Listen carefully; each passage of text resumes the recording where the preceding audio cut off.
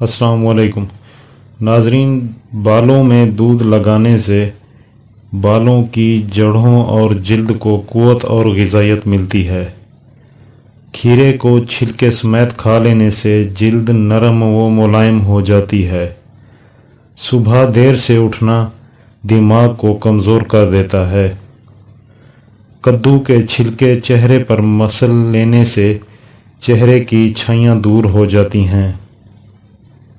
دماغی کمزوری کے لیے تربوز مفید ہے۔ بھینس کے دودھ میں کھجور ڈال کر پینے سے قد لمبا ہوتا جائے گا۔ نہانے سے پہلے اگر پیشاب آ جائے تو سمجھ لو آپ کے مثانے میں گرمی ہے اور آپ کا معدہ کمزور ہونے لگا ہے۔ اونٹنی کے دودھ میں بھوک کی کمی کو دور کرنے کی صلاحیت ہے۔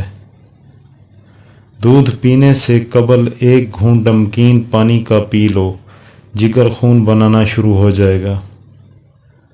ناشتے میں زیادہ میٹھا استعمال کرنے سے شوگر کا مسئلہ ہو سکتا ہے۔ صبح نہار منہ نہانے والے بندے کو کبھی بھی خارش کا مسئلہ نہیں ہو سکتا۔ نہار منہ دہی استعمال کرنے سے آپ کا معدہ جلد کام کرنا شروع کر دیتا ہے۔ اگر موٹے اور صحت مند ہونا چاہتے ہو تو رات کو روٹی دودھ میں بھگو کر رکھ دو اور وہ صبح اٹھ کر کھا لو، موٹے ہو جاؤ گے۔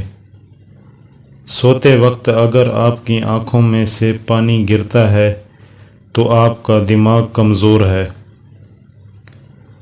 ہلدی کا استعمال چہرے کو جوان رکھتا ہے۔